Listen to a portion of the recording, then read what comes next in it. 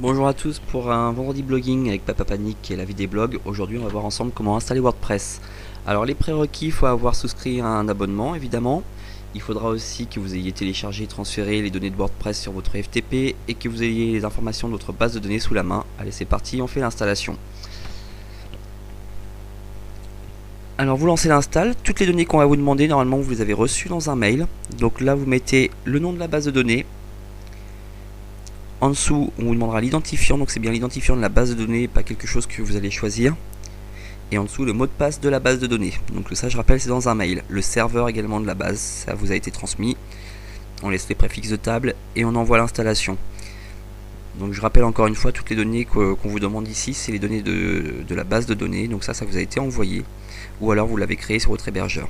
À partir de là, en fait, on rentre les informations désirées. Donc là, on met mon super blog par exemple, ça va être un super blog, on en est certain.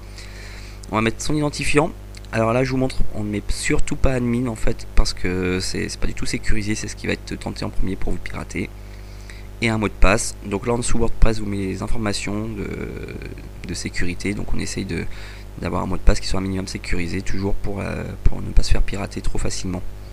On met son adresse mail. Et ici on demande soit référencé ou non selon si on veut être présent sur les moteurs de recherche.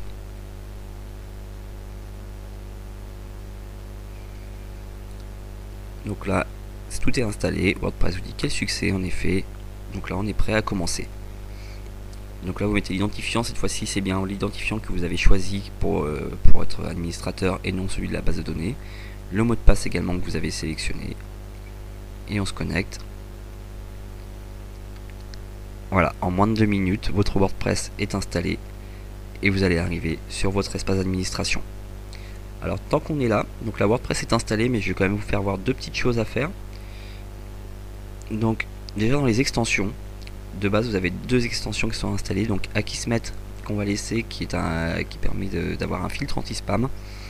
Donc ça on verra une prochaine fois comment avoir activé son compte. Par contre il y a Elodoli qui ne sert strictement à rien, donc lui on le supprime.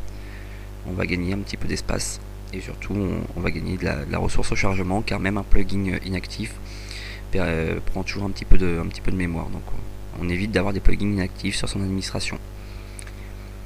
Donc là déjà on va pouvoir jeter un oeil. Donc là vous avez le template de base de WordPress. Donc vous remarquez que vous avez quand même un premier article qui s'appelle Bonjour tout le monde. Donc cet article il nous sert à rien. On retourne sur son tableau de bord. On va voir la liste de ces articles. Et tout simplement en fait là on va aller le supprimer. Donc on l'envoie vers la corbeille. Votre WordPress est propre, prêt à fonctionner.